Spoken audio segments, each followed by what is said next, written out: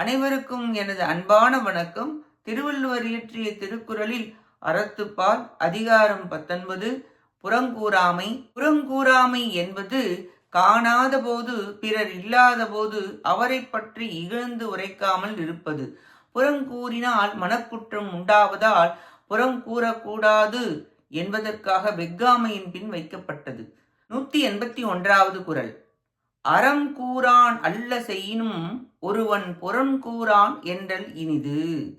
அறநெறிகளை போற்றாதவனாகவும் அரசெயல்களை செய்யாதவனாகவும் இருந்தாலும் புறம் கூறாதவன் என்று வாழ்வது நல்லது. புறங்கூறாமை எல்லா குற்றங்களையும் அடக்கிவிடும் என்பது கருத்து. வாக்கு சுத்தமானால் கடவுளின் அருகில் வந்துவிடுவோம், அறம் வந்துவிடும். புறம் கூறாமல் இருப்பது நல்ல பண்பாகும். அது சமுதாயத்தில் நல்ல நிலையில் உயர்த்தும். தர்ம நெறியை பற்றி கூறவில்லை எனினும் செய்யவில்லை எனினும் பரவாயில்லை. ஒருவன் பிறர் இல்லாத போது அவரை பற்றி அவதூதாக இகழ்ந்து உரைக்காமல் இருந்தால் அதுவே மிக சிறந்தது. மனக்குற்றம் செயல் குற்றமாகிறது. எனவே அவ்வாறு புறம் கூறாதே என்கிறார். புறங்கூறாமல் இருப்பது அறமாகும். இக்குறளினால் அறத்தினது நன்மை கூறப்பட்டது. நன்றி, வணக்கம்.